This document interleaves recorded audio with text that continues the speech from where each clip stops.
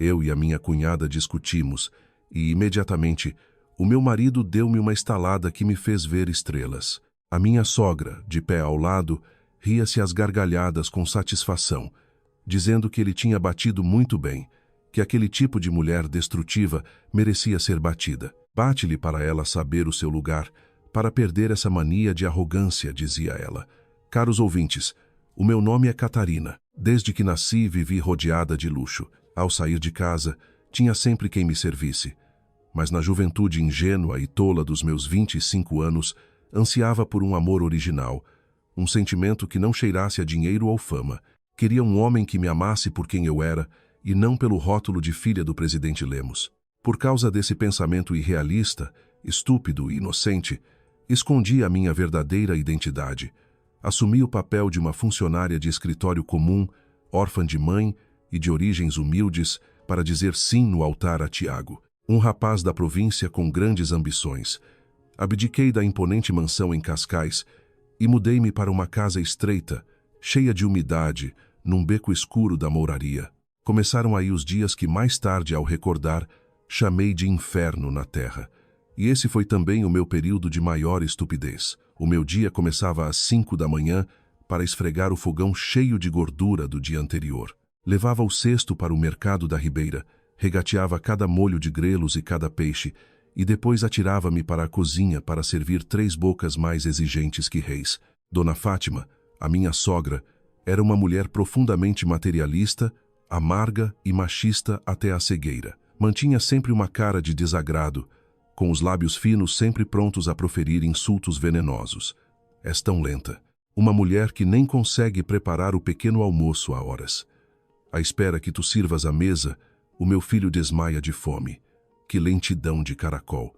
A nossa família teve azar em acolher-te. A voz estridente de Dona Fátima ecoava todas as manhãs, ferindo-me os tímpanos como um hábito diário. Eu suportava, engolia a raiva, cortava a cebola com destreza e sorria de forma pálida. Pensava que a minha submissão traria paz, mas estava enganada. A paciência de uma mulher educada, aos olhos dos ignorantes, transforma-se em fraqueza. Inês, a minha cunhada, era a personificação da preguiça e da futilidade. Com 23 anos, a primeira coisa que fazia ao abrir os olhos era ver o telemóvel, pesquisar malas e roupas de marca. Não ganhava um único cêntimo, mas gastava como filha de um milionário. Todas as manhãs dormia até ao meio-dia e, ao levantar-se, já olhava de lado para a cunhada. Como é que passaste a ferro esta camisa para ficar tão enrugada? Sabes que comprei isto na Zara? Uma salóia como tu de certeza que nunca vestiu roupas caras, por isso não sabes engomar. Inês atirou a camisa para o chão, levantando o sobrolho a insultar-me. Se fosse a Catarina de antes, bastava um aceno e dezenas de lojas da Zara enviariam as roupas embaladas para a porta dela sem que tivesse tempo de as vestir. Mas, naquele momento, apenas apanhei a camisa do chão em silêncio. Olhei para Tiago, o meu marido, que estava sentado de forma arrogante no sofá, a ler o jornal e a comer uma torrada, à espera de uma palavra de defesa. Mas Tiago apenas pigarreou, ajeitou a gravata barata e soltou uma frase fria e impregnada de machismo. És a mais velha, tens de ter paciência com ela. A Inês ainda é uma criança. Além disso, estás em casa com tempo livre. Ao menos faz as lides domésticas em condições. Eu saio para trabalhar, ganho o dinheiro. Lido com assuntos importantes, já tenho muita pressão. Não me deis dores de cabeça com essas vossas quesilhas de mulheres. Um alpinista social, secretamente inseguro, mas que adorava mostrar-se superior. Assim era Tiago. Ele era diretor de vendas numa pequena filial do Grupo Império. Sim, o grupo da minha família. Batia sempre no peito com orgulho, dizendo ser o pilar da casa, tratando-me como uma parasita. Isto apesar de o dinheiro que ele me dava todos os meses para as compras ser apenas ligeiramente superior ao salário de uma empregada de limpeza a tempo parcial. Ele usava sempre a desculpa de estar ocupado com grandes negócios e relações sociais para legitimar a sua frieza e indiferença.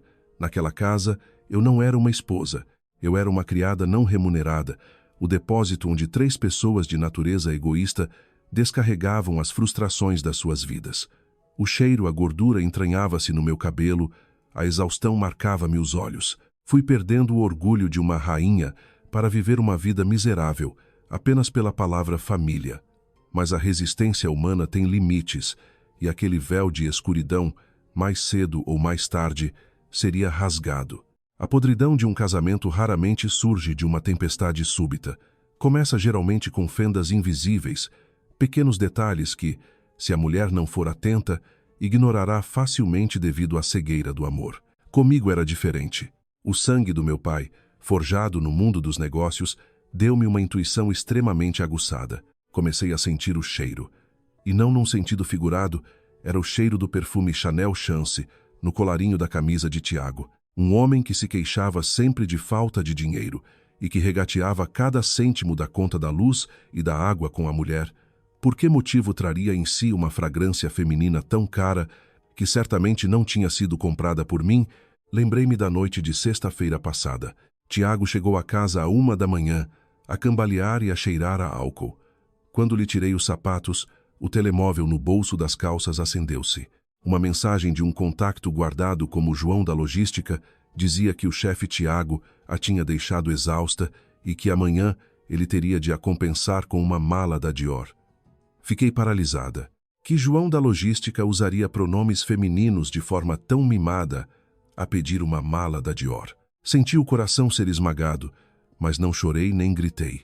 Tirei silenciosamente uma fotografia do ecrã e guardei na minha nuvem privada. A frieza inata de alguém habituado a ler a alma dos outros começou a despertar. Não fiz um escândalo, pois para apanhar a cobra é preciso agarrar lá pela cabeça. Nos dias seguintes, observei secretamente. Apercebi-me de que a canalice do hipócrita do Tiago não se ficava pela traição. Ele usava o cargo de diretor de vendas para se exibir perante a amante, atirando dinheiro à rua como se fosse lixo, enquanto controlava as despesas da mulher de forma cruel. Como é que gastaste tanto este mês que faltam 20 euros para as despesas? Comes ouro. Eu suo sangue para ganhar dinheiro, não o imprimo. Ele atirou umas moedas para a mesa de forma agressiva, arregalando os olhos e olhando para mim com desprezo. Olhei para o dinheiro e depois para a cara dele levantada até ao teto, esboçando um sorriso irônico por dentro. Nesse mesmo dia, através de uma amiga contabilista da empresa, soube que ele tinha assinado uma fatura de um jantar romântico num restaurante francês no valor de mais de 500 euros. Não havia nenhum cliente à vista, apenas ele abraçado a uma nova funcionária chamada Carolina. A Carolina era uma mulher atrevida e sedutora, o tipo de mulher que gosta de subir na vida usando os seus atributos físicos, usando sempre olhares úmidos para atrair os homens com algum poder na empresa. Tiago protegia-a abertamente, dando-lhe os melhores projetos para ela receber as comissões, em troca de encontros secretos em hotéis à hora de almoço. Ultimamente tens chegado tarde, e o teu bônus deste mês não apareceu para fazermos as contas. Passa-se alguma coisa na empresa, querido? Fingi lançar uma pergunta de sondagem durante o jantar, um tom de voz obediente de uma esposa dócil. Tiago hesitou por um segundo, franziu o sobrolho e atirou os talheres com força para a mesa. O que é que tu percebes de negócios para estares a perguntar? O teu trabalho é manter a cozinha limpa e servir a minha mãe em condições. Para que é que uma mulher desocupada tem de fazer perguntas e bisbilhotar? O dinheiro que ganho tenho de o investir em contactos. Achas que se chega a subdiretor sentado à secretária? Ele gritou, justificando-se com palavras pomposas. Dona Fátima, sentada ao lado, meteu-se na conversa, mastigando com a sua boca fina e desavergonhada. Exatamente. O marido chega do trabalho cansado, nem lhe serves um copo de água quente e ainda vens com um tom de interrogatório. O meu filho é talentoso, tem milhares de contactos. Não é como tu, uma parasita que só sabe meter o bedelho onde não é chamada. Baixei a cabeça, não por vergonha ou medo, mas para esconder o olhar gélido e injetado de sangue. Uma sensação de nojo subiu-me à garganta. Um bando de pedintes vestidos com mantos de realeza, arrogantes e sem noção. Tiago sonhava com o cargo de subdiretor da filial. Um cargo que, bastava eu dizer uma palavra ao meu pai, e ele nunca o alcançaria em toda a sua vida. A semente da traição não só matou o amor frágil que eu sentia por ele, como despertou oficialmente a loba dentro de Catarina. Aquela vida falsa talvez durasse mais algum tempo se eles próprios não tivessem ultrapassado o meu limite final. Foi numa tarde sombria de sábado. Tinha acabado de lavar um alguidar gigante com as roupas de toda a família e ia abrir a gaveta para tirar a caixa de madeira e contemplar o único bem que trouxera comigo quando entrei naquela casa. Era uma pulseira de esmeraldas encrustada com diamantes. A última recordação que a minha falecida mãe me deixara antes de fechar os olhos. Não tinha apenas valor material, era a minha vida, o canto mais sagrado da minha alma. Mas a caixa estava vazia e o meu coração falhou uma batida. As minhas mãos tremeram, virei todos os cantos do armário e debaixo do colchão, mas nada. A fechadura da gaveta mostrava sinais de ter sido forçada com uma chave de fendas. Naquela casa não entravam estranhos. Tiago estava a trabalhar. Dona Fátima estava a jogar as cartas na vizinha. Restava apenas uma pessoa em casa naquela manhã, a Inês. O sangue ferveu-me nas veias e abri a porta do quarto da Inês com estrondo.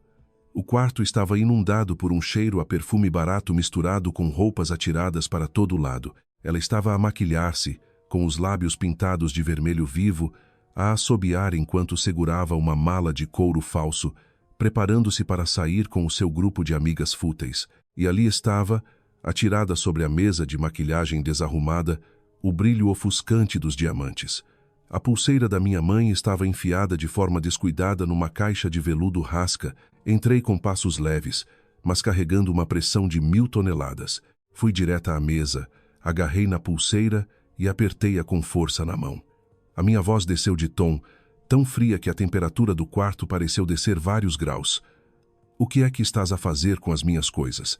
Inês deu um salto, virou-se bruscamente e o seu rosto mostrou inicialmente o pânico de um ladrão apanhado em flagrante. Mas a desfaçatez daquela família estava-lhe demasiado entranhada no sangue.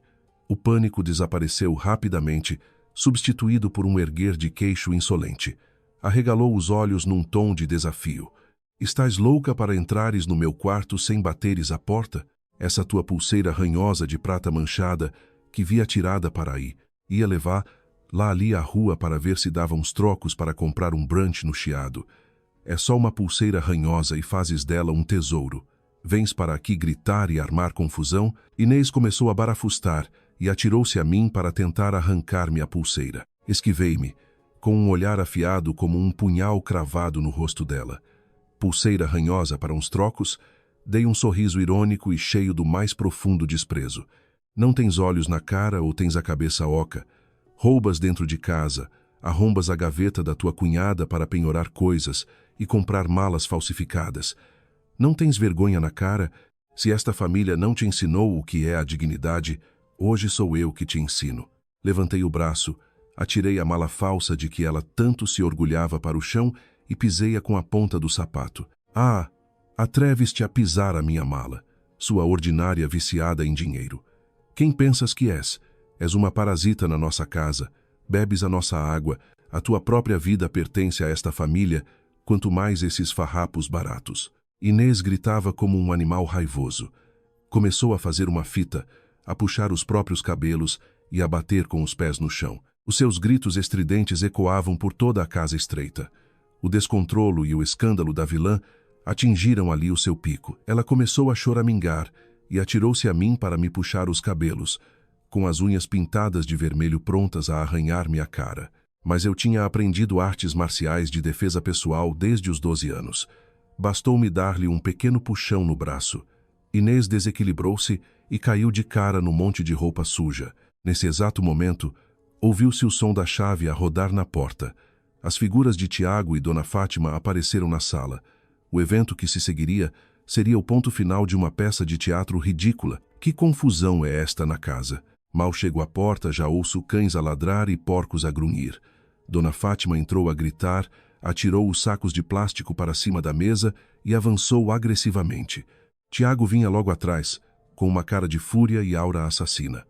Ao ver a mãe e o irmão, Inês agarrou-se a eles como quem se agarra a uma boia de salvação. Levantou-se à pressa, despenteou o cabelo de propósito e espremeu lágrimas e ranho pelo rosto abaixo. A representação de uma vilã mesquinha não podia passar sem estas cenas lamentáveis. Mãe, Tiago, salvem-me. Esta louca atirou-se a mim. Eu só estava a arrumar o quarto dela, vi a pulseira velha e ia levar lá para polir. E ela acusa-me de ser ladra, bateu-me e chamou a nossa família um bando de mal-educados e sem vergonha. Mãe, Tiago, vejam se ela respeita alguém. Inês gritava de forma trágica, agarrada às pernas de Dona Fátima, abanando-as com força. Dona Fátima arregalou os olhos até ficarem brancos e o sangue ferveu-lhe. Pôs as mãos nas ancas, apontou o dedo diretamente à minha cara, esticou os lábios finos e disparou uma torrente dos insultos mais nojentos de uma peixeira. Sua cabra, tens uma coragem enorme. A nossa família acolheu-te, deu-te comida e roupa. E tu, em vez de seres grata, atreves-te a bater na minha filha de ouro. Um tipo de mulher parasita, uma interesseira ordinária. A nossa família teve uma desgraça ao trazer-te para cá. Pede já desculpa a Inês de joelhos. Mantive as costas direitas, com a mão ainda a apertar a pulseira da minha mãe. Não me justifiquei, não chorei, apenas direcionei os meus olhos frios e infinitamente serenos para Tiago. Queria ver como o marido, o chefe de família, iria reagir. Tiago deu 2 passos em frente, olhou para a irmã a chorar, olhou para a mãe aos saltos e, por fim, olhou para mim com fúria. Não fez uma única pergunta sobre o que se tinha passado. Não avaliou quem tinha razão ou não. A arrogância, o machismo e a pressão externa transformaram-no num animal totalmente sem juízo. Plaf! Um som ensurdecedor rasgou o ambiente pesado. A força do braço de um homem, concentrando toda a raiva, abateu-se sobre a minha face esquerda. Apanhada de surpresa, recuei aos tropeções, bati com a cabeça na esquina do armário e caí no chão. Vi estrelas a estourar diante dos meus olhos e um fio de sangue salgado escorreu-me pelo canto da boca. Os meus ouvidos zumbiam e, ao longe, ouvia a gargalhada estridente e cheia de extrema satisfação de Dona Fátima. Bate-lhe bem, meu filho. Esse tipo de mulher destrutiva merece apanhar. Bate-lhe para ela saber o seu lugar, para perder essa mania de arrogância. Tiago estava de pé, a olhar de cima para baixo para mim, com o rosto vermelho, o dedo apontado à minha cara e gritou: "Estás muda? Pede já desculpa à tua cunhada. A humilhação que passo lá fora não te chega. Ainda vens para casa atormentar a minha família? Sua mulher malvada, inútil e estúpida.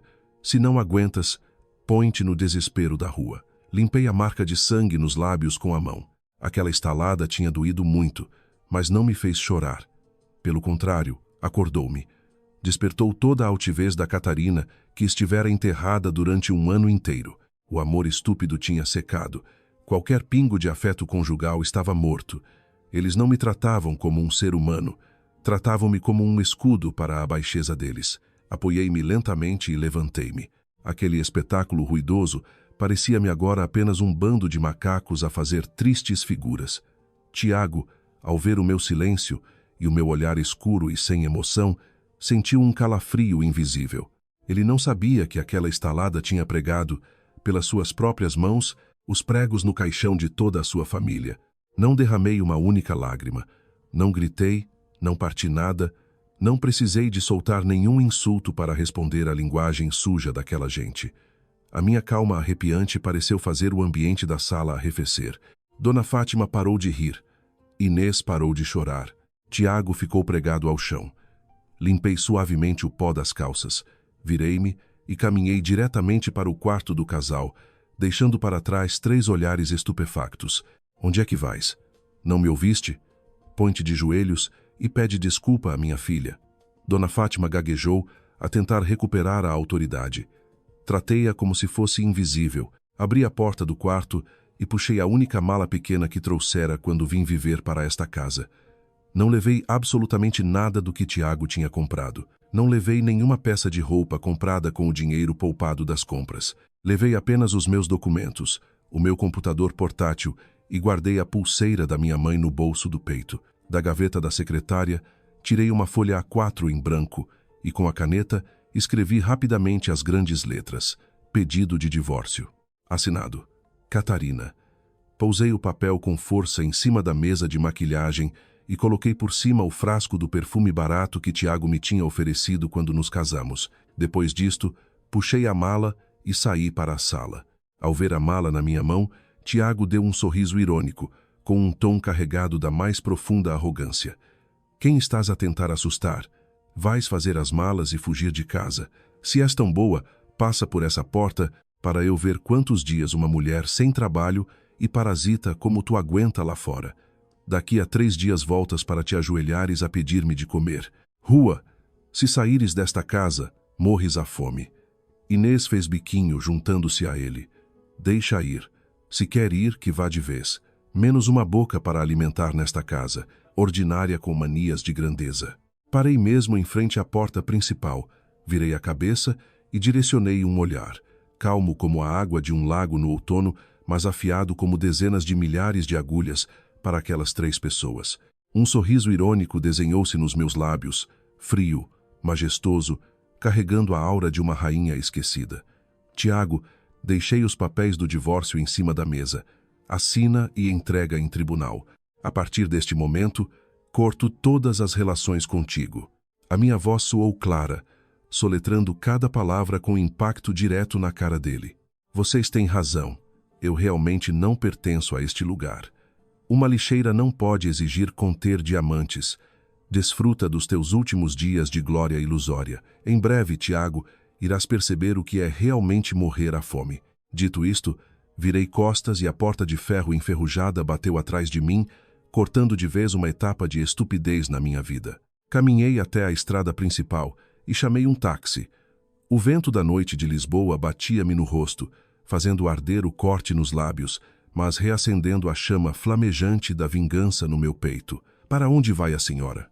Perguntou o taxista, olhando de relance para a mulher vestida de forma simples e com uma mala tão pequena. Peguei no telemóvel, inseri o cartão SIM, que guardara religiosamente durante mais de 1 ano, e marquei um número. Sim, menina Catarina, estamos às suas ordens. Do outro lado da linha, soou a voz respeitosa do advogado Gonçalo. Encostei-me ao banco do carro, fechei os olhos e a minha voz recuperou o seu poder absoluto. Gonçalo, avisa o meu pai que a sua filha querida já acordou do sonho. Manda o carro diretamente para a mansão do Grupo Império. O táxi rasgou a noite e arrancou. Deixei para trás aquele ninho apodrecido para regressar ao meu trono. O jogo estava apenas a começar. O velho táxi percorria as ruas iluminadas pelas luzes amarelas da capital, deixando para trás o beco escuro e sujo. Apoiei a cabeça no vidro, com os olhos semicerrados, a sentir cada pulsar de libertação a correr-me nas veias. Não havia lágrimas, nem a tristeza de uma mulher acabada de ser expulsa de casa pelo marido. A única coisa que reinava na minha mente era uma calma assustadora. Durante 1 ano inteiro, obriguei-me a vestir uma roupa esfarrapada, a beber a água turva da submissão apenas por uma ilusão de um lar simples, mas a realidade tinha me dado uma estalada que me fizera literalmente ver estrelas. Ensinou-me que a bondade mal direcionada é o adubo perfeito para o mal crescer. Chegamos, senhora, disse o taxista timidamente, interrompendo os meus pensamentos. Ele olhou para trás, sem conseguir esconder o espanto e um certo receio ao ver o local onde o carro acabara de parar. Paguei-lhe, peguei na pequena mala e saí. À minha frente não estava a porta de ferro enferrujada que rangia com o vento na casa de Tiago. À minha frente estavam os altos e imponentes portões de bronze maciço, esculpidos com detalhes requintados e com o emblema do Grupo Império. Atrás daqueles portões estava uma propriedade de milhares de metros quadrados, majestosa e grandiosa, como um pequeno castelo no coração de Cascais. Aquele lugar, desde cada pedra da calçada até ao candelabro de cristal no salão principal, exalava um poder absoluto. Era o território do pai que me gerou, o reino do qual eu era, por direito, a única herdeira. Assim que me viram, 2 seguranças de fato escuro puseram-se em sentido e curvaram-se a 90 graus. O portão de bronze abriu-se lenta e silenciosamente. No meio do pátio, um homem na casa dos 30 anos, alto e esguio, vestido com um fato feito à medida na perfeição, aguardava de mãos cruzadas. Era Gonçalo, o advogado principal do grupo, o braço direito do meu pai e também a pessoa que acompanhara de longe, em silêncio, os meus anos de teimosia em viver uma vida banal. Bem-vinda de volta, menina. A voz profunda de Gonçalo ecoou na noite. Ele aproximou-se, pegou naturalmente na mala da minha mão. Sem perguntas desnecessárias, sem olhares indiscretos, apenas lealdade e uma compreensão absoluta. Acenei levemente com a cabeça e comecei a caminhar pelo conhecido caminho de pedra. Os meus passos cruzaram-se com as fontes murmurantes e as roseiras molhadas pelo orvalho da noite. O ar ali era límpido, sem o cheiro de gordura e fumo, sem o cheiro à umidade da pobreza e da mesquinhez. A porta de carvalho abriu-se e o calor da lareira da sala bateu-me no rosto. Num sofá de couro genuíno, o meu pai, o presidente Lemos, estava sentado a beber um cálice de vinho do Porto. Uma raposa velha e temida no mundo dos negócios, capaz de controlar tempestades e ditar o destino de dezenas de milhares de funcionários com um simples franzir de sobrolho. Mas naquele momento, ele era apenas um pai envelhecido, ansioso por ver a sua única filha. Assim que me viu, pousou o cálice apressadamente na mesa. As rugas na testa descontraíram-se e os seus olhos brilharam de uma alegria indescritível. Catarina, filha do pai, finalmente voltaste para este velho. Ele levantou-se, andou rapidamente até mim e abriu os braços. Corri para os braços dele, encostando a cabeça ao seu ombro largo e seguro, com aquele cheiro familiar a charuto. A sensação de segurança, proteção e conforto espalhou-se pelo meu corpo. Estava em casa, o meu reino era ali. Pai, desculpa por ter sido teimosa. Sussurrei. O senhor Lemos acariciou-me o cabelo e riu-se. Eu bem te avisei. Como é que aquela escumalha de bairro alguma vez poderia abrigar a fênix da família Lemos? Já brincaste, já experimentaste a pobreza o suficiente. Agora volta. O pai estava à tua espera. A voz dele parou de repente, e a mão que me acariciava o rosto ficou tensa. Sob a luz brilhante do candelabro de cristal, a marca vermelha dos 5 dedos, inchada na minha face esquerda, juntamente com o sangue seco no canto da boca, ficaram totalmente expostos. O ambiente no vasto salão congelou subitamente e a temperatura pareceu cair abaixo de zero. O sorriso nos lábios do presidente Lemos desapareceu por completo, substituído por uma nuvem negra de extrema fúria. O olhar bondoso do pai foi imediatamente substituído pela frieza implacável de um tirano.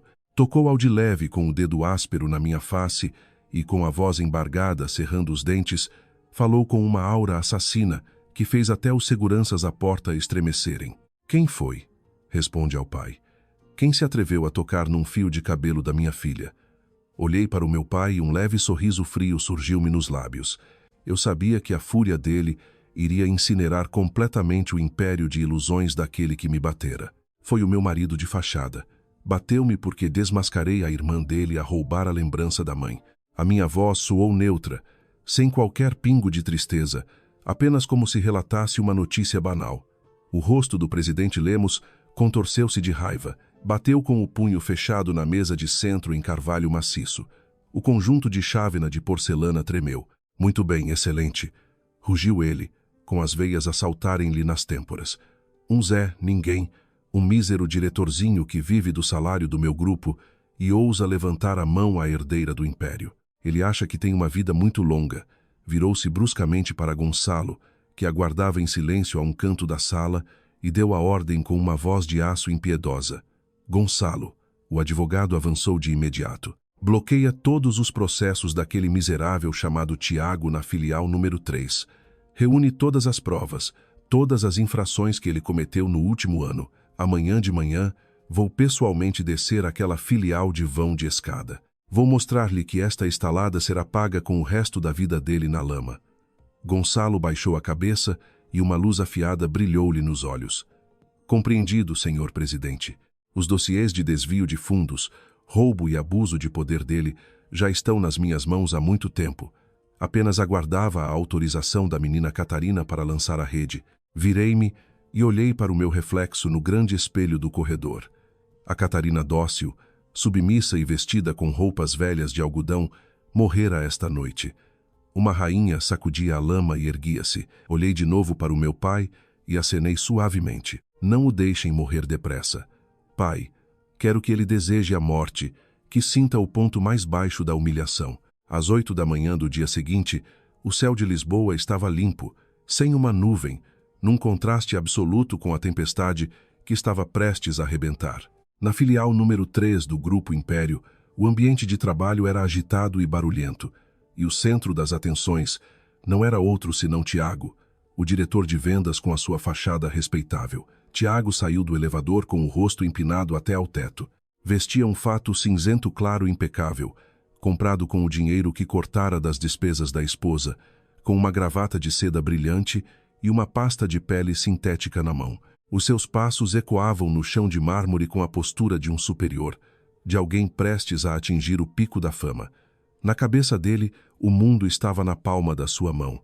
Na noite anterior, tinha expulsado a mulher saloia e parasita de casa. Acreditava piamente que uma mulher sem dinheiro, sem profissão e sem família para a apoiar como a Catarina, só aguentaria deambular pelas ruas durante 3 dias, no máximo, até voltar a rastejar para os seus pés, a chorar e a implorar-lhe uma malga de sopa. Sorria para si mesmo, imaginando que dessa vez a faria ajoelhar-se e pedir perdão à mãe e à irmã antes de a deixar passar da porta. Adorava aquela sensação de poder, o prazer de pisar uma mulher com estudos para saciar a insegurança e baixeza escondidas no fundo da alma do rapaz provinciano. Mais ainda, hoje era o grande dia. Segundo rumores nos corredores, a sede do grupo ia enviar alguém para anunciar a nomeação de um novo executivo para a filial, com seus resultados de vendas que, na verdade, eram um mérito roubado aos subordinados, aliados a comissões desviadas. Tiago estava certo de que a cadeira de subdiretor da filial já era sua. Já tinha preparado um discurso de posse comovente e tinha prometido comprar a dona Fátima um anel de ouro e a Inês o último modelo do iPhone. Oh, chefe Tiago, está tão elegante hoje. Fato novo, chefe. Uma voz fina e sedutora fez-se ouvir. Carolina, a amante secreta de Tiago. A funcionária com olhos de raposa aproximou-se com uma chávena de café. Vestia uma saia extremamente justa, exibindo propositadamente as suas curvas provocantes e com os lábios pintados de vermelho. Ao vê-la, os olhos de Tiago semicerram-se com desejo. Olhou em redor e, vendo os outros funcionários ocupados, tocou levemente na cintura dela com um sorriso vitorioso. Claro que sim, querida. Hoje é o dia em que o teu homem sobe ao trono. Tenho de estar a preceito. Carolina contorceu-se e encostou o peito ao braço dele, sussurrando de forma mimada. Então, e quando fores subdiretor, o que é que me vais dar? Onde está a mala da Dior que me prometeste? Fui tão boa para ti. Tiago bateu no peito, a gabarolice típica de um alpinista social a subir-lhe a cabeça. O que é uma malazinha da Dior? Quando for promovido, os salários e os bônus vão chover. Compro-te uma Vespa novinha em folha para andares cheia de estilo. Se fores boazinha e andares comigo, terás de tudo. E a tua mulherzinha velha em casa? Perguntou Carolina. Se ela souber que me compraste uma mota, vai atirar-se a ti para te arranhar todo. Carolina revirou os olhos, provocando-o de propósito. Ao ouvir falar da mulher, a expressão de Tiago mudou e os seus olhos encheram-se do mais profundo desprezo. Deu uma risada irônica, com uma voz amarga. Mulher? Expulsei-a de casa ontem à noite. Essa inútil parasita teve o atrevimento de responder à minha mãe. Dei-lhe um estaladão que ela caiu redonda, pegou na mala e basou à meio da noite. Se não fosse eu a dar-lhe teto, agora estava a remexer no lixo. Essa tipa não te chega aos calcanhares, querida. Carolina tapou a boca para rir, com os olhos a brilhar de satisfação. Esse é o meu chefe.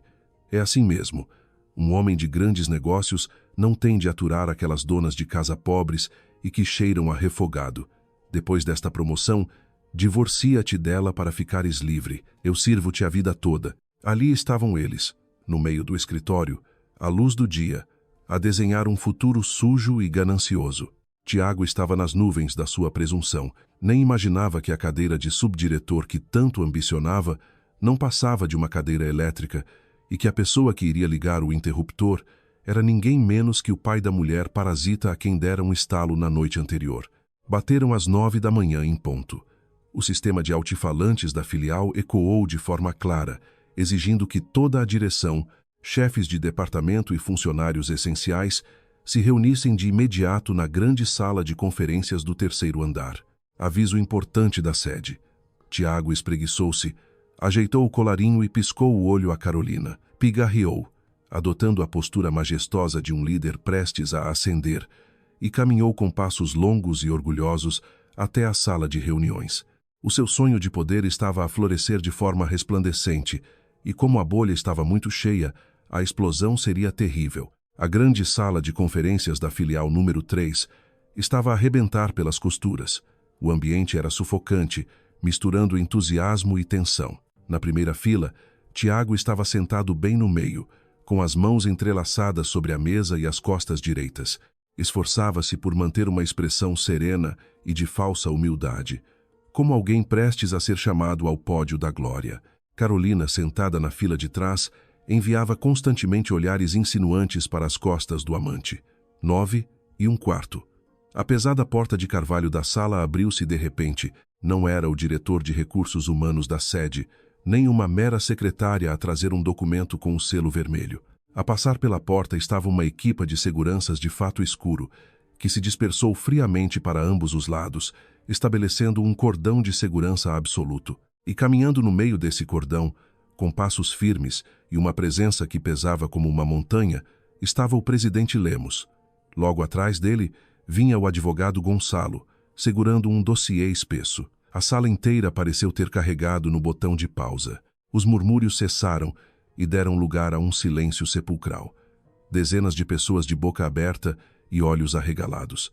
O presidente do Grupo Império, uma figura lendária que raramente aparecia em público, alguém que só se via nas capas de revistas de economia, tinha descido pessoalmente até aquela filial miserável e degradada. Era um evento sem precedentes.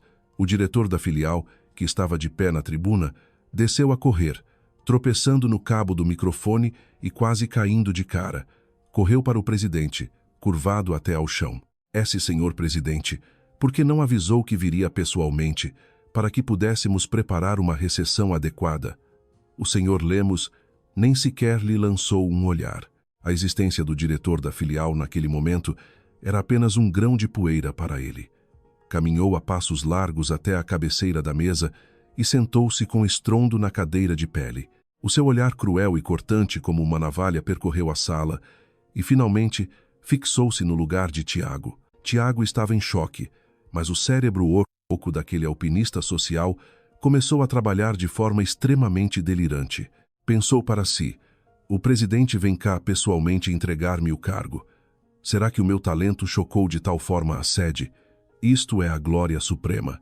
Com este pensamento, engoliu em seco, tentou parecer solene e esboçou um grande sorriso, preparando-se para se levantar e cumprimentar. Mas, antes de poder abrir a boca, a voz profunda e poderosa do presidente Lemos fez-se ouvir, estilhaçando o silêncio.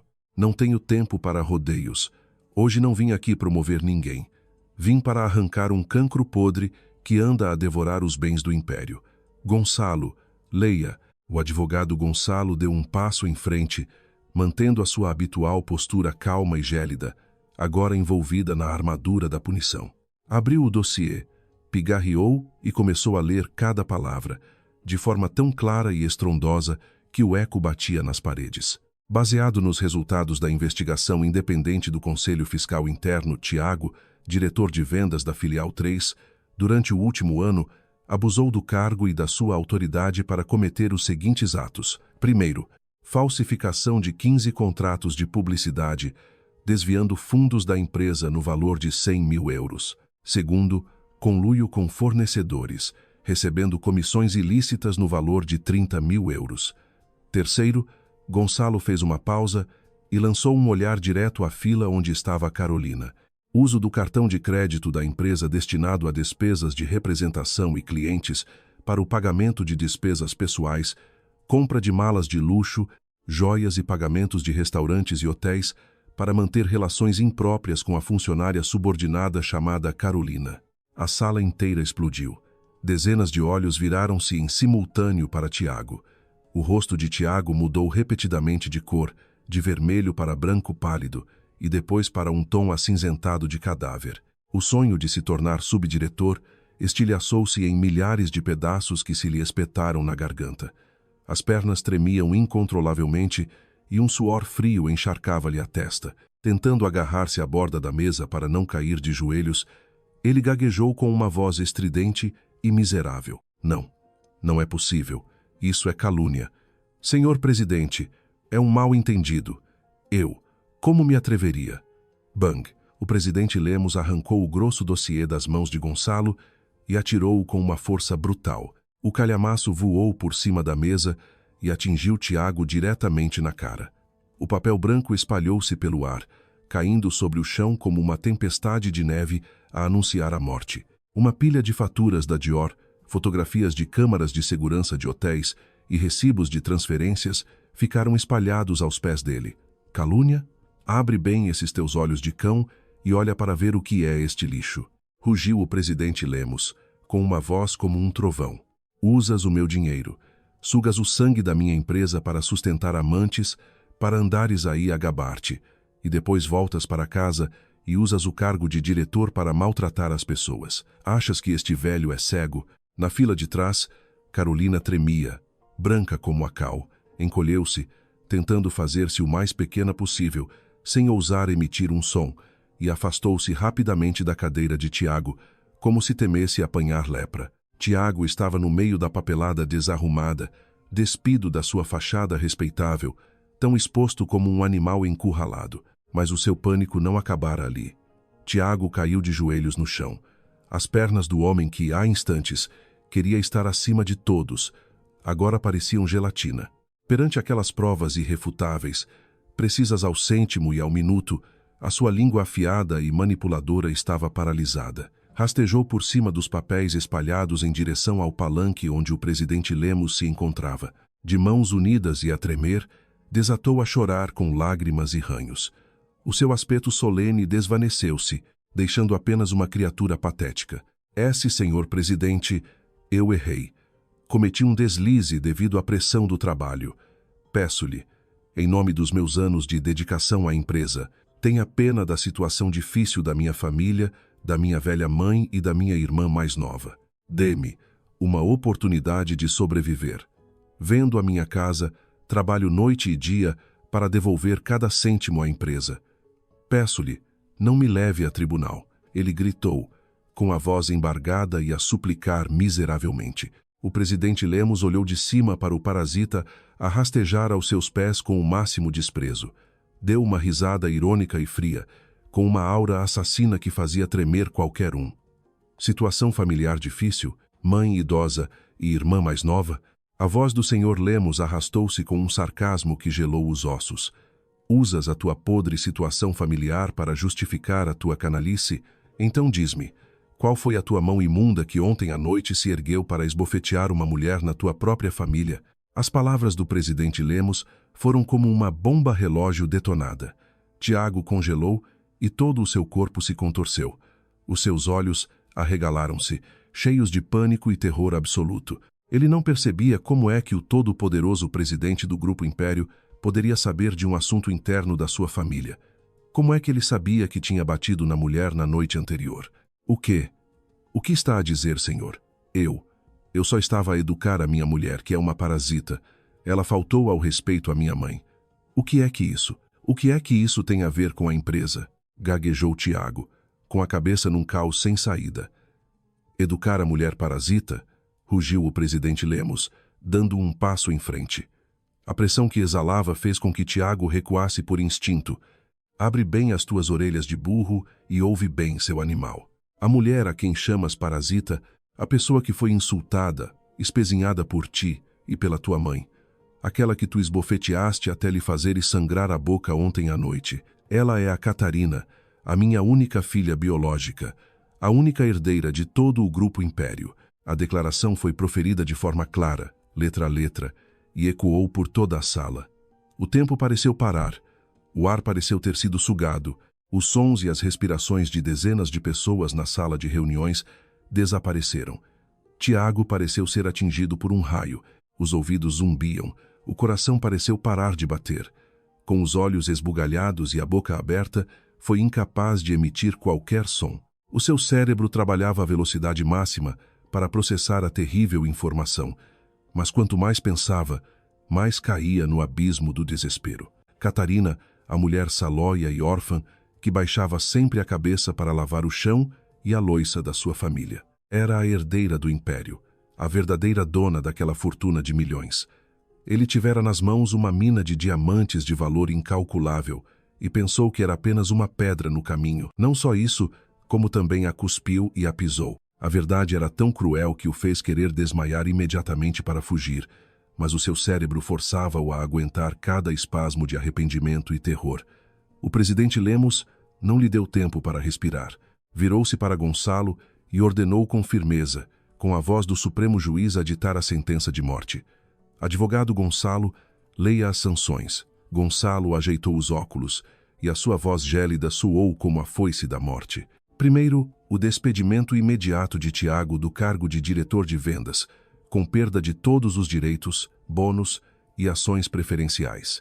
Segundo, todo o processo de desvio e apropriação indevida no valor de mais de 130 mil euros será encaminhado de imediato para a Polícia Judiciária. O grupo irá interpor um processo e exigir indemnização total pelos danos. Terceiro, o presidente Lemos emite oficialmente uma ordem de boicote total na indústria contra Tiago. A partir de hoje, qualquer empresa, qualquer parceiro em todo o país que ouse contratar Tiago para trabalhar, estará em confronto direto com o Grupo Império. Ao ouvir isto, Tiago caiu com o rosto no chão e o seu corpo sofreu convulsões. A ordem de boicote significava que o seu futuro estava arruinado para sempre. Nenhuma empresa seria estúpida ao ponto de ofender um gigante como o Grupo Império por causa de um ladrãozinho. As portas do seu futuro fecharam-se e foram soldadas com chumbo. Os seguranças avançaram, agarraram bruscamente o homem que há poucos minutos sonhava ser subdiretor e arrastaram-no para fora da sala. O choro e as súplicas miseráveis de Tiago afastaram-se e apagaram-se no corredor. Na sala, Carolina, pálida como a cinza, tapava o rosto a chorar em pânico, pois sabia que o seu fim também seria trágico. Uma peça de teatro desmascarada na perfeição, cruel, mas merecida ao milímetro. Atirado para fora da empresa como um cão abandonado, Tiago acenou desesperadamente a um táxi e voou em direção ao seu buraco naquele beco profundo da mouraria. A cabeça andava-lhe à roda, tinha o cabelo despenteado e a gravata de seda brilhante pendurada no pescoço de forma amarrotada, como se fosse a corda de uma forca. Empurrou a porta e invadiu a casa. Na pequena sala de estar, Dona Fátima e Inês estavam coladas aos telemóveis. Dona Fátima estava na internet a procurar anéis de ouro para se gabar às vizinhas.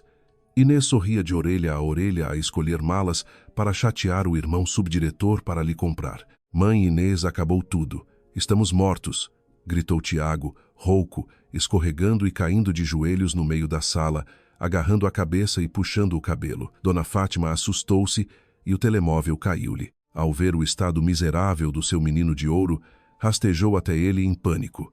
Valha-me Deus! Tiago, o que é que te aconteceu? A empresa foi assaltada? Como é que ficou o teu cargo de subdiretor? Subdiretor o caraças. Tiago perdeu o controlo e gritou diretamente na cara da mãe.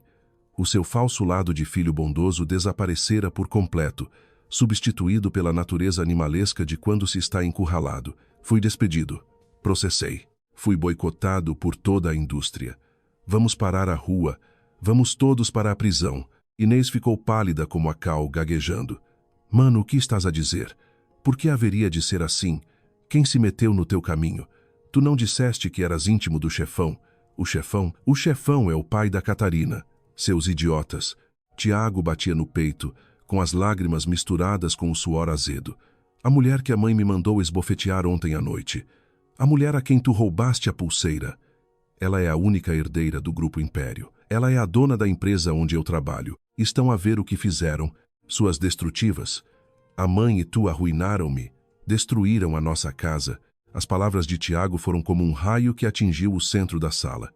Dona Fátima recuou. Os olhos quase saltavam das órbitas e a boca não fechava. Inês pareceu perder o sangue do corpo. As pernas tremeram-lhe e caiu prostrada no chão frio. Catarina, herdeira do Império, uma fortuna de milhões, e na noite anterior tinham-na esbofeteado, insultado e expulso aquele autêntico talismã de casa.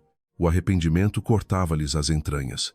A dor de ter perdido uma mina de ouro, misturada com o pânico de retaliação, criou um tsunami que engoliu as 3 pessoas presas pela sua ganância sem fundo. Não, não pode ser. Ela é tua esposa. Ainda não assinaram o divórcio. Enquanto há vida, há esperança. Tiago, Inês, andem.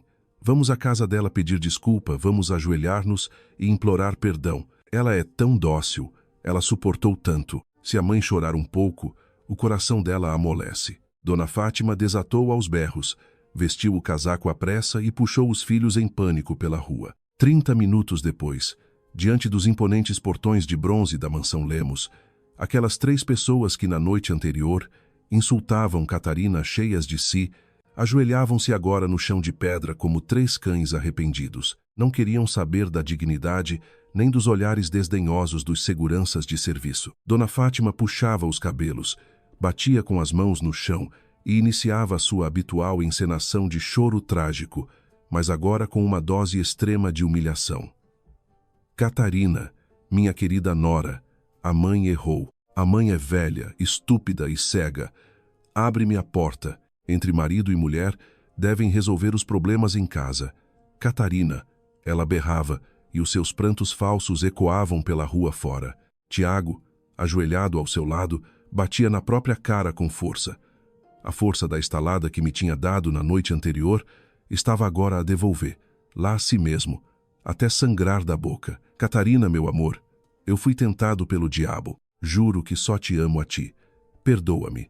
Em nome do nosso ano de casados, diz ao presidente para cancelar a ordem de boicote. Eu imploro. Inês chorava baba e ranho, virava-se para a mãe, puxava-lhe os cabelos e culpava-a. A culpa é tua. Tu disseste ao Tiago para lhe bater.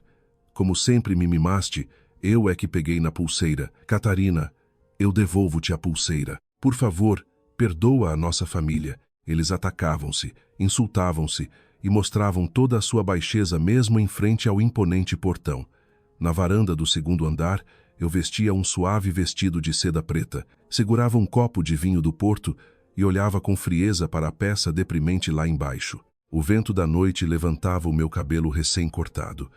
Gonçalo, ao meu lado, perguntou calmamente: quer que eu mande os seguranças correr com eles, menina? Abanei a cabeça, um sorriso cruel nos lábios, e a minha voz cortou como gelo. Deixa-os ajoelhados, que fiquem aí até lhes doerem os ossos todos, até ficarem sem voz.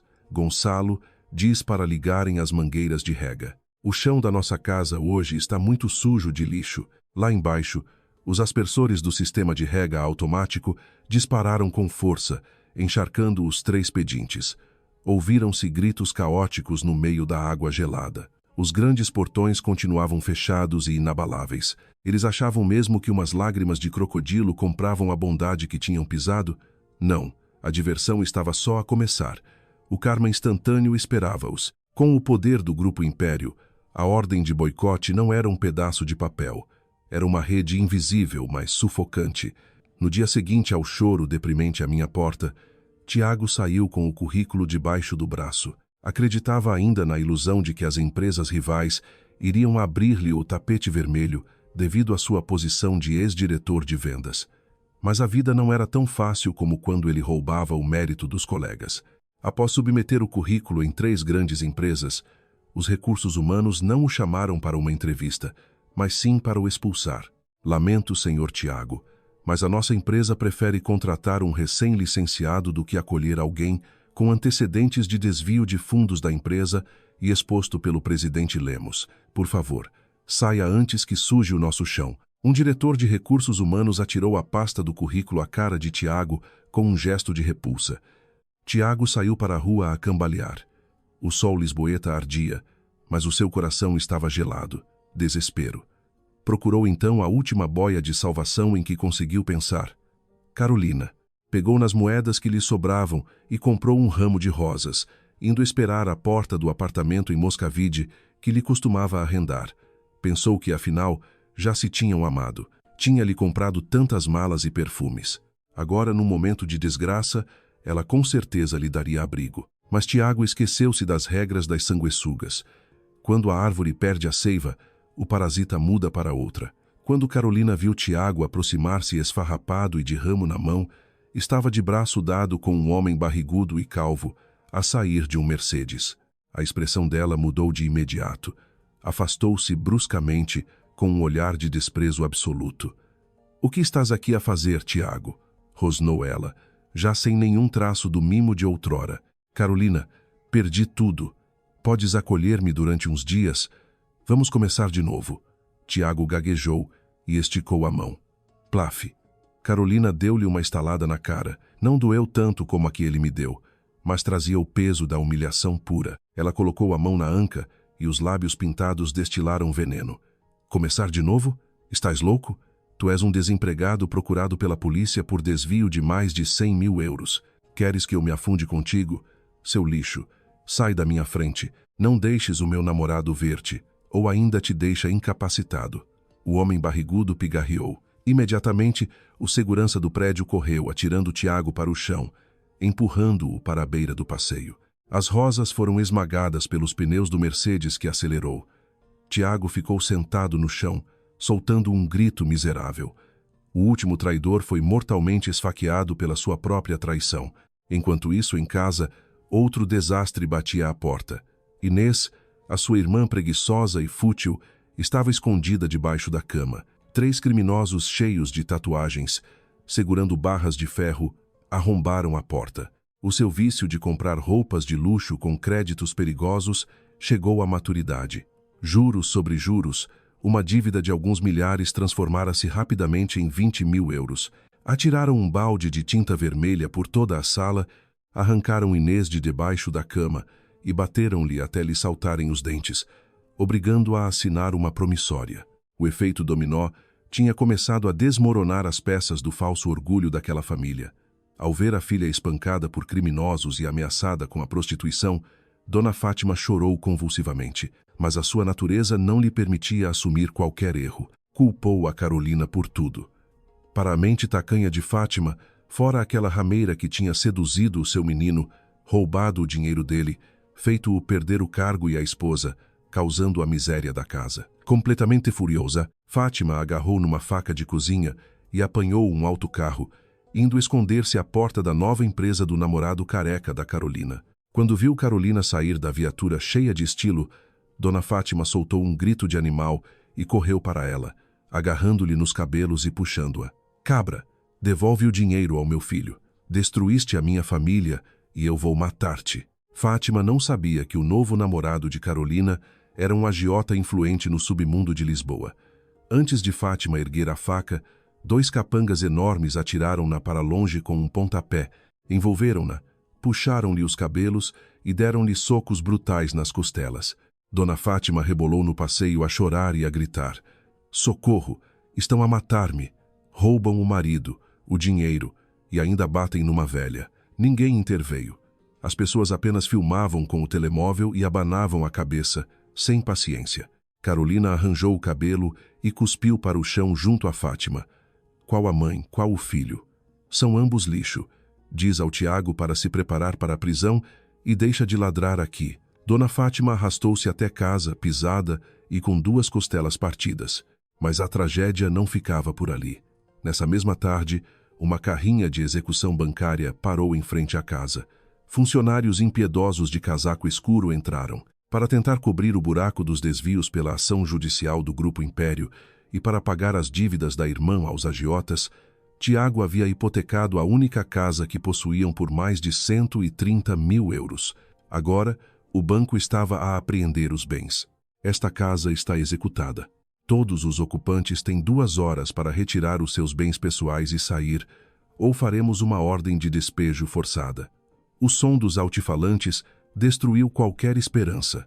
Expulsos à meio da tarde, sem um cêntimo, sem roupas de luxo, sem cargos, Tiago, Inês e Fátima tremiam de frio com uns sacos de plástico e algumas roupas gastas num beco que outrora era palco da sua arrogância. Os vizinhos, antigamente desprezados por Dona Fátima, riam agora às gargalhadas. Tiago agarrava o rosto, Inês chorava sem parar e Dona Fátima tossia enquanto agarrava o peito. Tinham perdido absolutamente tudo. Com as costas contra a parede, mudaram-se para uma barraca de zinco podre na periferia da Ponte Vasco da Gama, um sítio onde a água de esgoto lhes chegava aos tornozelos sempre que chovia. Pessoas normais, enfrentando o abismo criado pela sua própria ganância, arrepender-se-iam. Mas para seres de natureza podre, o castigo apenas os tornava mais doentes, loucos e letais. Na barraca quente e a cheirar a mofo e urina, Tiago estava agachado num tapete rasgado a fumar um cigarro Reles, os olhos avermelhados pelo sangue. Não se culpava pela traição, não se culpava pelo desvio de dinheiro, nem culpava a mãe ou a irmã. Na sua mente distorcida, eu, Catarina, era a culpada de tudo. Foi ela que nos armou uma cilada. Sim, aquela cabra e o pai dela prepararam isto tudo. Tiago esmurrou o chão de cimento e rosnou. Ela fingiu ser pobre para nos testar e depois lixou-me. Gastei 1 ano a sustentar e alimentar essa cabra, e é assim que ela agradece. Sustentar e alimentar. Achei graça quando o Gonçalo me deu o relatório, com base na vigilância constante que tinha instalado. Um homem que dava 20 euros à esposa para comer e a obrigava a servir a casa inteira e chama-lhe sustentar. Fátima, deitada na cama, a curar a costela partida, concordou a bater os dentes. É verdade, filho, aquele lixo tem milhões, e escondeu-nos isso, enquanto nos deixou na pobreza, e fez a Inês pedir dinheiro a agiotas. Uma diaba cruel. Tiago expeliu uma longa baforada de fumo que encheu o quarto. Um raio de luz maligno cruzou-lhe os olhos. Mas, mãe, esqueceste-te de um detalhe. A lei em Portugal é clara e ainda não nos divorciamos. Eu não assinei nada. O tribunal não emitiu sentença. Perante a lei, continua a ser o marido legítimo da Catarina. Inês, que chorava com desejos de ir ao Chiado comer um brunch, saltou com os olhos a brilhar. É isso mesmo. Como marido, tens direito à metade. Tiago, metade daquele grupo tem de ser nosso, tem de ser da nossa família. O machismo e a ganância apoderaram-se dele, esmagando os últimos pedaços de razão. Ela é minha mulher. A sua vida é minha. O seu patrimônio é meu. O senhor Lemos está velho e vai morrer. Se eu tiver uma prova contra ela, se a forçar a não se divorciar, eu vou reinar no trono do império. Eu não vou deixar que me humilhem assim. Olharam-se no escuro, sorrisos aterradores espelhavam os seus rostos encardidos. Quando as pessoas abandonam a luz, preparam-se para assinar um pacto com o diabo. A ideia de chantagem e destruição da honra da esposa, a quem um dia chamara parasita, acabara de nascer daquele poço fétido. Enquanto mergulhavam na lama escura, do meu lado iluminado eu realizava a transformação perfeita. A Catarina mansa, vestida com calças de fato de treino, morrera naquela noite inesquecível. Saí do salão de beleza com um corte de cabelo até aos ombros, liso e num tom louro-cinza deslumbrante. Deitei fora todas as minhas antigas peças e o meu roupeiro foi substituído por fatos poderosos das melhores marcas de luxo mundiais: Yves Saint Laurent, Tom Ford, Chanel. Numa manhã de segunda-feira, um Rolls-Royce Phantom negro parou à porta da torre principal do Grupo Império. Os seguranças abriram a porta e eu saí. Os meus sapatos Christian Louboutin batiam orgulhosamente no chão. O chão de mármore brilhava. Eu usava um fato cor de vinho, com óculos escuros imponentes. A minha aura esmagadora fez com que os funcionários encolhessem os ombros e abrissem passagem. Ocupei o lugar de diretora executiva, a CEO, surpreendendo os raposas velhos e gananciosos da administração. Inicialmente desdenharam, dizendo que eu seria apenas um adereço e que o meu pai faria todo o trabalho. Mas, logo na primeira reunião, esbofeteei as caras deles com os relatórios financeiros. O Projeto Sul, os lucros do trimestre baixaram 12%. Senhor Costa, como explica o orçamento de materiais derrapar 1 milhão de euros num mês? Acha que eu não sei ler ou acha que sou cega? Bate com os relatórios na mesa e o meu olhar encontrou o de Costa, que transpirava frio e não conseguiu proferir uma palavra. A minha atitude severa e fria desmantelou uma cadeia de corrupção, exigindo novos desfechos de contratos numa manhã. A minha cabeça firme e cheia de experiência fez com que até o conselho de administração sentisse um absoluto respeito. Ao longo deste processo, Gonçalo estava sempre ao meu lado, forte como uma rocha. Não tratava apenas de questões legais. Ele preparava um chá quente quando trabalhava até tarde. Ele colocava-se entre mim e os flashes de fotógrafos indiscretos. Era o único que olhava para mim com sinceridade, sem medo ou necessidade de bajulação. Foi um dia difícil, menina. Saiu-se excelente hoje. Gonçalo colocou o relatório na mesa, abrindo um sorriso doce na enorme sala da presidência. Olhei para o Gonçalo, tirei os óculos e sorri. Chama-me Catarina. Já não precisas de tantas formalidades comigo, Gonçalo. Os olhos do advogado vacilaram. Havia um profundo encanto naqueles olhos. Para mim, será sempre a rainha. Senti uma onda de calor tocar-me no coração gelado. O passado podre de Tiago era como uma pele velha de cobra que rasgara e se desfizera. Mas antes de caminhar perfeitamente para a luz do sol, sabia que precisava de varrer aquele restinho de lixo que ameaçava sair dos esgotos. Tiago sabia que não podia entrar no Grupo Império. Queria lutar como uma formiga contra uma árvore gigante, e para isso escolheu a arma mais suja dos cobardes. Utilizando as ligações da sua irmã aos agiotas, Tiago encontrou o Rui Cicatriz, um dos mais conhecidos gangues, foragido por tentativa de agressão letal, com a cara cruzada por cicatrizes de lutas de rua. Encontraram-se numa tasca mal iluminada. Tiago serviu uma cerveja a Rui Cicatriz, com mãos trêmulas e fala subserviente, mas escondendo um plano tenebroso. Chefe Rui, tenho aqui um negócio. Se tudo correr bem, tem na mão 1 milhão de euros e foge do país para a liberdade. Rui exibiu os dentes escuros pelo fumo e riu-se enquanto abria e fechava uma navalha. És um labrego sem dinheiro a ser caçado.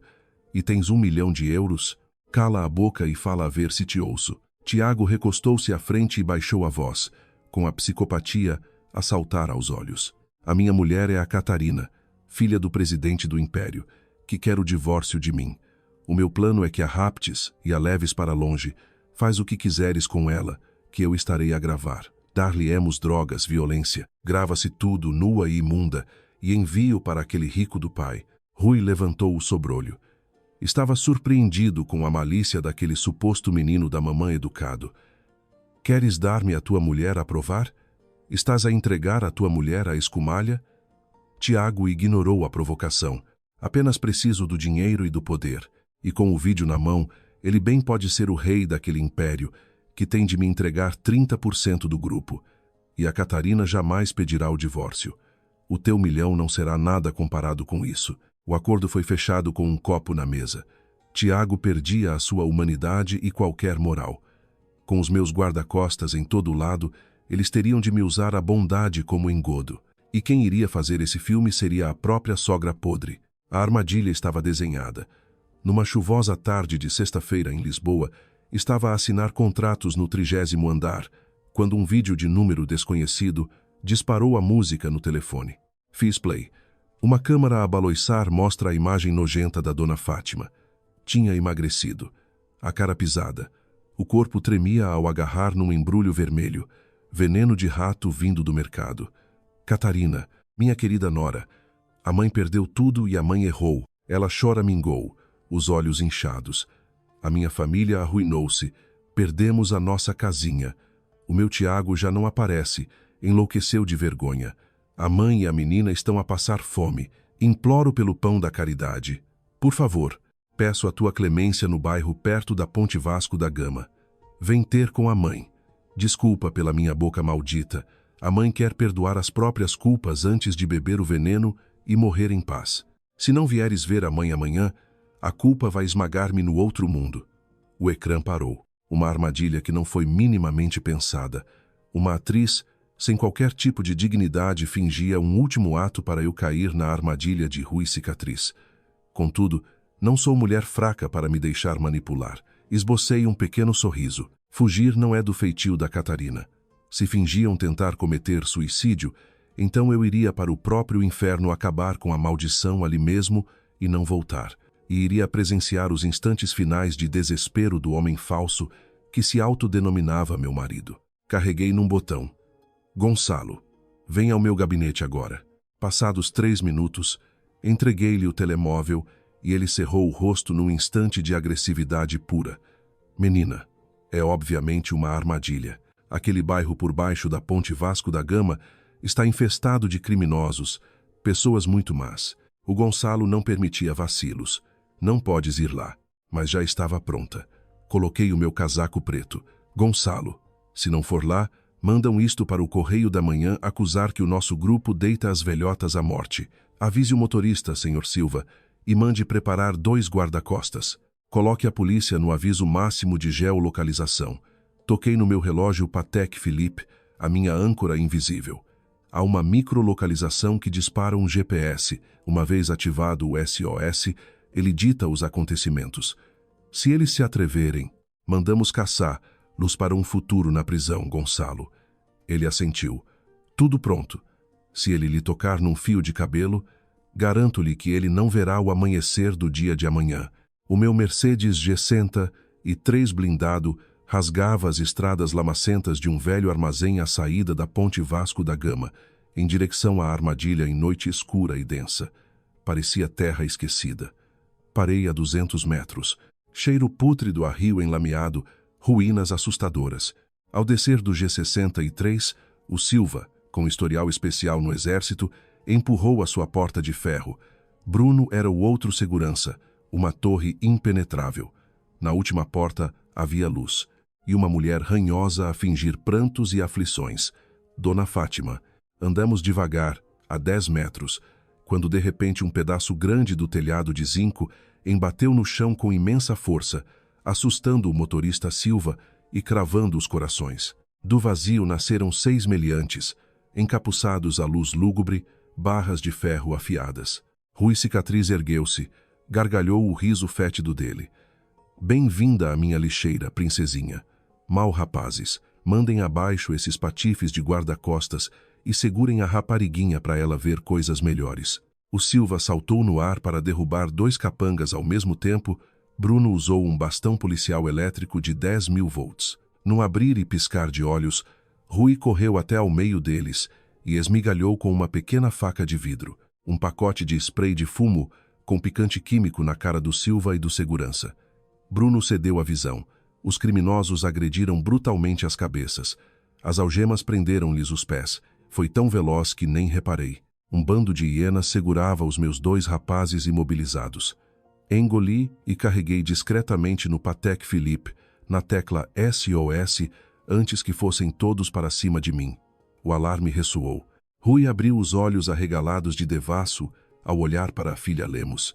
Ai, carinha linda e cheirosa de menina milionária. Vais rir à gargalhada, boneca. Encharcou um trapo no líquido com odor anestésico e comprimiu o meu nariz. A resistência afrouxou o cérebro em negrume constante e denso na cave vazia. As vozes deles e daquelas 3 mulheres riram no ar em festejo. Ao abrir a neblina dos meus olhos, acordei ao som de gelo partido num balde com água gélida e gelada em cima de mim, escorrendo no chão. Num instante estava toda arrepiada, fixamente amarrada. As cordas da velha casa cortavam a minha respiração numa dor crua e latente. Lá debaixo de uma luz podre, estavam eles lá de novo, Tiago na frente, a tentar filmar perfeitamente a minha cativeza. Sorria, em pânico total de delírios e fétido em sujidade. À frente na porta as cadelas, a Inês e a Fátima. Inês mascava chiclete e procurava telemóvel com ar diabólico. Tudo perfeitamente armado, e a velha nunca tocou na comida de ratazanas. Acordaste, fofinha?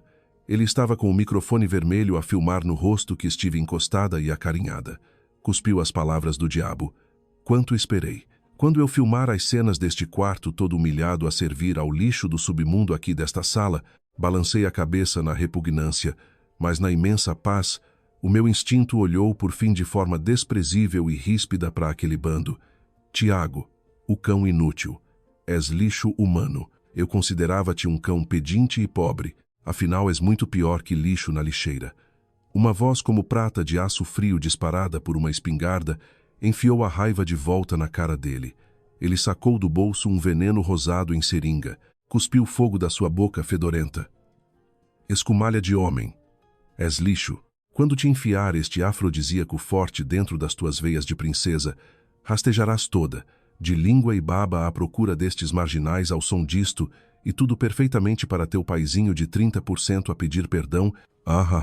Fátima da porta e Inês começaram aos berros doidos para se filmar de frente. Bate nela, meu filho.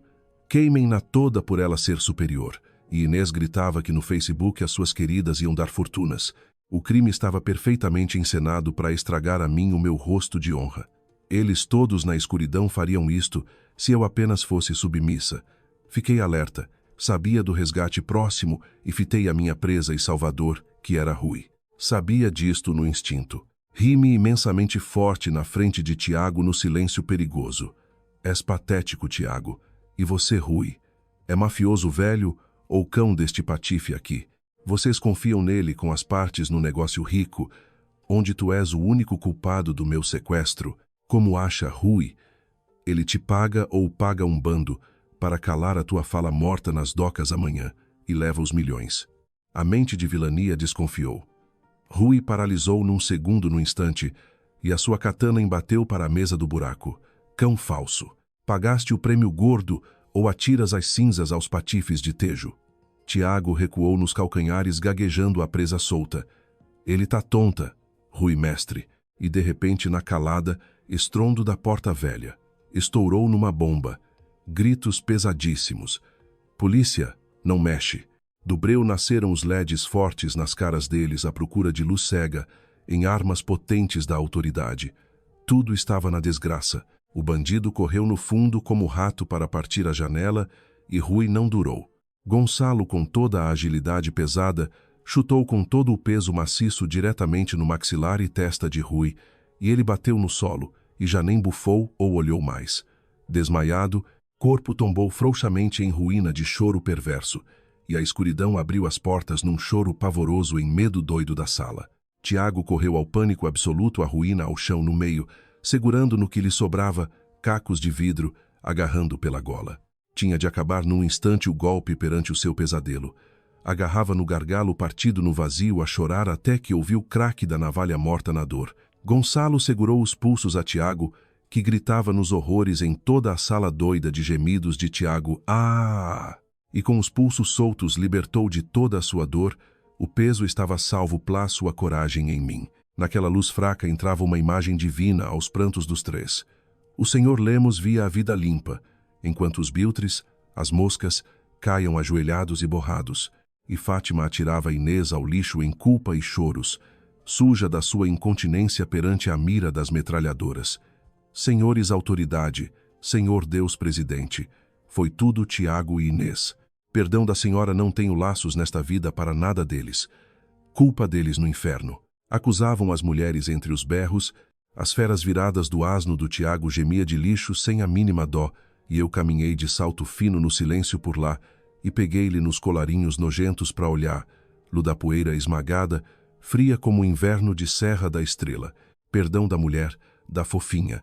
Tiago de lágrimas gemia do fundo em dor, e com calcanhar toquei o vidro fétido. Acabou. Faz tu na cadeia o papel de executivo sujo. Fui, e as sirenes cantaram alto nos sons do castigo mortal, que levaram a rebanhada criminosa, embora ao som de coragem cega, a noite imensa fria da lei implacável. Passado meio ano no Tribunal Central, outono em Lisboa deixava ver castanhas ao lume frio das ruas. Num vento suave que abriu luz na serenidade imensa da minha paz, sentada nos longos espaços. Estava ali na parte queixosa o lado com a testa altiva e cabelo na face, e Gonçalo no banco atrás na vigilância, atenta que não se escondia a sua proteção cega. Os réus de fato asqueroso em listras da cadeia, Tiago de calvície e cabelo curto, de óculos ossos, a mãe desfeita, sem orgulho de rir para os jornais, curvada e Inês calada, sem cara, sem pele no rosto pavoroso, sem as malas. Choravam de morte, mas nos fatos as coisas pesam até a desgraça eterna da condenação, com provas absolutas sobre desgraça na cara do juiz de sentenças pesadíssimas no veredito, em nome de Portugal. Sentença. Arguido Tiago. 18 anos de prisão em Caxias pelo sequestro, corrupção, maus tratos de extrema ameaça pública. Fátima e Inês. Condenadas a penas de prisão efetiva de 10 anos. Somou a marreta. Enjaulados choraram no medo final, até entrarem no carrilhão prisional para se cobrirem num inferno esquecido. Caminhei em liberdade aos céus azuis em sol radiante pela minha libertação plena da ignorância para toda a paz, perante a luz do vento novo a fluir. A nova Catarina que mandava o meu caminho de verdade real, sem mentiras rudes perante tudo. Do lado olhei.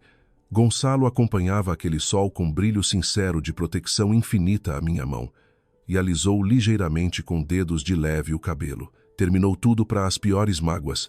Vamos à casa, Catarina. Sim, regresso à casa real para nós.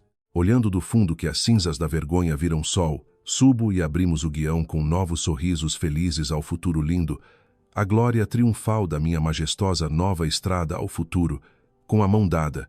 Obrigado por ouvirem toda a história completa. O que acham deste veredicto a família de Tiago e tudo à volta dele? Deixem o vosso comentário, partilhem a sensação deste destino cruel e não deixem de colocar o vosso gosto e subscrever no canal sem perder todas as fortes histórias. Que a vida nos cubra na virtude mais limpa. Felicidade a todos!